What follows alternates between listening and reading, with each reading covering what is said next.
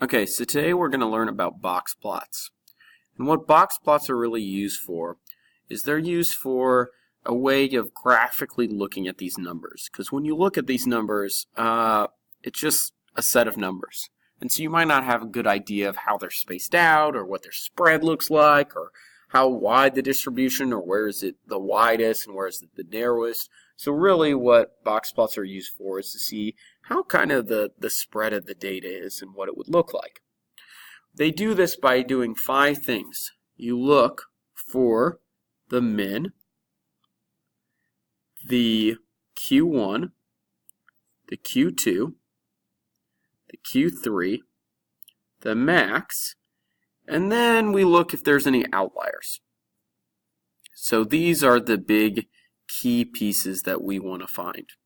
Well, for this situation, it's really easy to find the min. That would be 5. The max, again, is really easy to find. That's 25. We always start by finding the Q2, which is another name for our median. So we'll find that median. And there's 1, 2, 3, 4, 5, 6, 7 numbers. So our median will be that middle number. And I'll cross it down the middle. So that's 18. Then we would find the first quartile, which that's this number right here. So that would be 17. And we'll find the third quartile, which is that number 21. Now we're going to look to see if there's any outliers. Now when you look at this, you may have a guess what the outlier might be. I would guess that the outlier would be 5.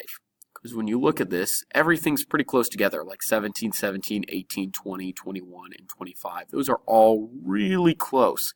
And then you have 5, which is just way away from everything else. So we're going to see if 5 really is an outlier. Here's how you check for outliers. We have a way to check for the low end of outliers, and we have a way to check for the high end of outliers. So for the low end, what you do is you take Q1 minus 1.5 times your IQR. For the high end, what we do is we take Q3 and add 1.5 times our IQR. And if you stop to think for a second why that would make some sense to do, is we're saying, hey, this IQR is kind of the spread of the data. So if we take the spread of the data and we minus the lowest quartile, that spread probably shouldn't be lower than that lowest number. Same thing here. Your Q3, that spread shouldn't be bigger than the Q3 plus the spread of the data. So we'll look to see if anything is on the low end. Instead of writing Q1 right there, what we'll end up writing is what Q1 is, which Q1 is 17, so I'm going to get rid of Q1. We know what that is.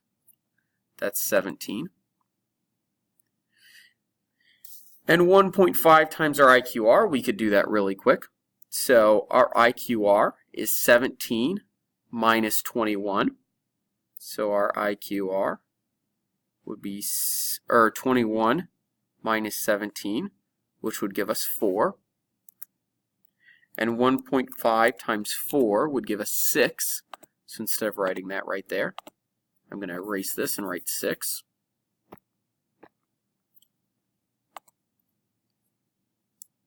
And that would give me 11. So the lowest number that we are allowed to have is 11, and that's important right there. So 5 is definitely an outlier. And now we'll see the highest end number that we're allowed to have, which this thing, we replace 21 and 6. So I'm going to erase that right there. So that would end up being 21 plus 6, which would be 27. So the highest number that we're allowed to have would be 27. Now we'll use all this information to draw a box plot. So I'm going to use all this information to draw my box plot. The first thing you need to realize for a box plot is you need a number line. So you can kind of see a normal spacing. So we're going to say 5, 10, 15, whoops, let me write that 15 better, 15, 20, 25, 30, and I count by fives just to make sure I get everything in there. And I don't really need to go to 35 because you'll see in a second that we don't need any more numbers. The first thing that you want to do is you want to make a dot, and these things are called your 5-number summary. So we want to make a dot at all our 5 numbers. So I'm going to make a dot at 5, make a dot at 17, make a dot at 18, make a dot at 21, and make a dot at 25. The next thing that I'm going to do is I'm going to draw a box around my quartiles. And then I draw a line through this last one. So there's my quartiles. You can see that the distance between Q1 and Q2, these numbers are a little bit more compressed and it kind of widens out here. Now the last thing that you want to do is you don't want to connect generally we connect these with whiskers, but we have to do one more thing really quick. We're going to draw dotted lines at our outliers. So I'm going to draw a dotted line at my outlier right there at 11. And I'm going to draw a dotted line at my outlier right there at 27.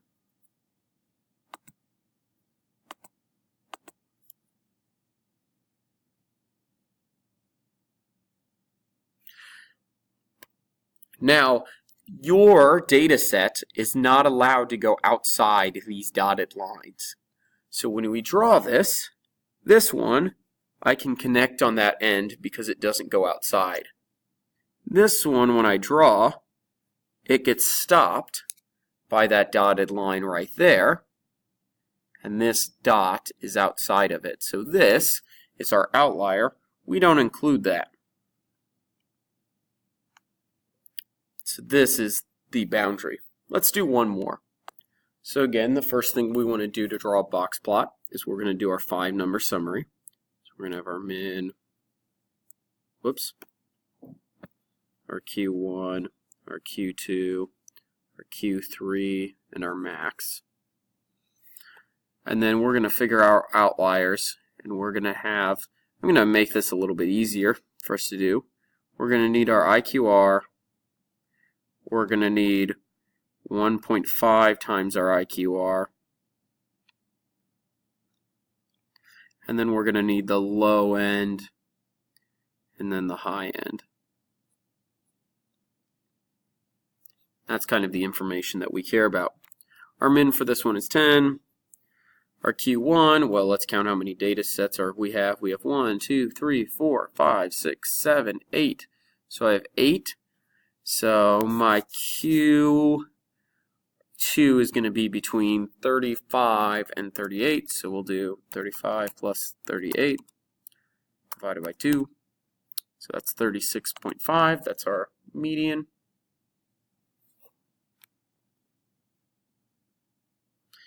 And then this one's going to fall right here. This one's going to fall right here. Our Q1 would be 33. And our Q3 would be 43. And then our max, again, is easy to figure out, which is 66. Now, the hard part for us now is to figure out if 10 and 66 would be outliers. So we'll double check with this. Well, our IQR would be 10. Oh, whoops. I made a mistake. I'm going to go back. This would be 41. And then this would be 66. So our IQR would be 8. There we go. And then 1.5 times 8 would be 12. So on the low end, we would take 33 minus 12, which would give us 21.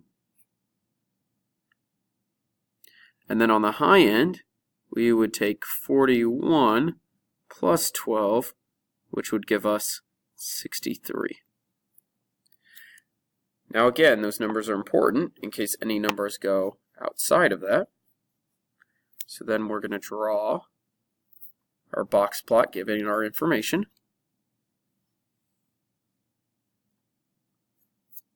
So I'm going to count this thing by, oh, this one's pretty far expanding, so let's just count it by 10. So 10, 20, 30, 40, 50, 60, and 70. Now we'll do again our 5 dots. So I got a dot here at 10.